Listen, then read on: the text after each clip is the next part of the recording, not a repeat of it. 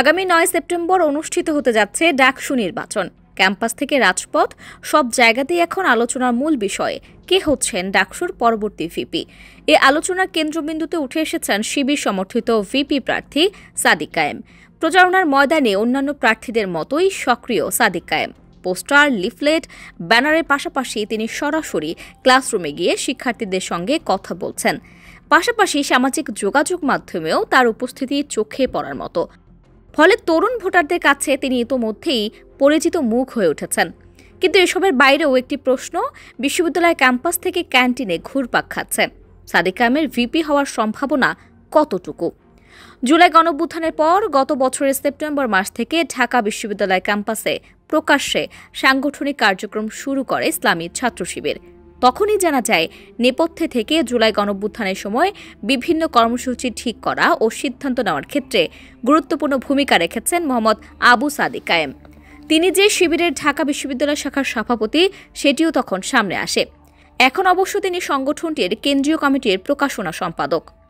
রাজনীতিবিদ ও শিক্ষার্থীরা বলছেন, এবারের নির্বাচনে সাদিক কায়েম একটি গুরুত্বপূর্ণ প্রভাবশালী প্রার্থী হয়ে উঠেছেন। তার সাংগঠনিক দক্ষতা এবং শিক্ষার্থীদের সঙ্গে ঘনিষ্ঠ যোগাযোগ তাকে এগিয়ে রাখছে। তবে প্রতিদ্বন্দ্বী শক্তিগুলো সমান তালে প্রচারণা চালাচ্ছে। ছাত্রদল, বামপন্থী, স্বতন্ত্র সংগঠনসমূহের প্রার্থীরা জাতীয় রাজনীতির সমীকরণের কারণে তুলনামূলকভাবে এগিয়ে আছেন বলে মনে করছেন অনেক বিশ্লেষক। গণঅভ্যুত্থানের পর গত এক বছরে শিক্ষার্থীদের মধ্যে সাদিক কায়েম বেশ পরিচিতি পেয়েছেন। তার এই পরিচিতি কাজে লাগিয়ে ডাকসু নির্বাচনে নিজেদের অবস্থান সংহত করতে চাইছে শিবির। ডাকসু নির্বাচনে শিবিরের প্যানেলের নাম ঐক্যবদ্ধ শিক্ষার্থী জোট।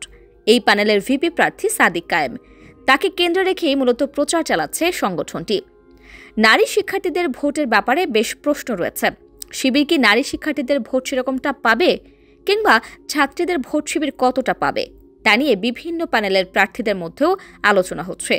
শিবির ডাকসুতে নির্বাচিত হলে ক্যাম্পাসে নারীদের চলাচলে নানা বিধিনিষেধ আসতে পারে, এমন প্রচার ক্যাম্পাসে রয়েছে। ক্যাম্পাসে আলোচনা আছে 18টি হল সংসদে নির্বাচনী কৌশলী অবস্থান নিয়েছে শিবির। দলীয় প্যানেল না দিয়ে পছন্দের প্রার্থীদের বিভিন্নভাবে সমর্থন দিচ্ছে সংগঠনটি। এর মধ্য দিয়ে হল সংসদগুলোতে পছন্দের প্রার্থীদের জিতিয়ে আনার চেষ্টা করছে শিবির। অন্যদিকে সাম্প্রতিক সময়ে সাধারণ শিক্ষার্থীদের একটি বড় অংশ সংগঠনের বাইরে স্বাধীন প্রার্থীকে সমর্থন দেওয়ার প্রবণতা দেখিয়েছেন। সাদিক কায়েম সেই জায়গায় কতটা আস্থা অর্জন করতে পারবেন তা নির্ভর করছে শেষ মুহূর্তের প্রচারণা ও ভোটের দিনের পরিস্থিতির ওপর। বিশ্লেষকরা মনে করছেন ভোট ভাগাভাগির সমীকরণে সাদিক কায়েম হয়ে উঠতে পারেন কিং মেকার। সবশেষে বলা যায় ক্যাম্পাস জুড়ে সাদিক কায়েম এখন আলোচনার কেন্দ্রবিন্দু।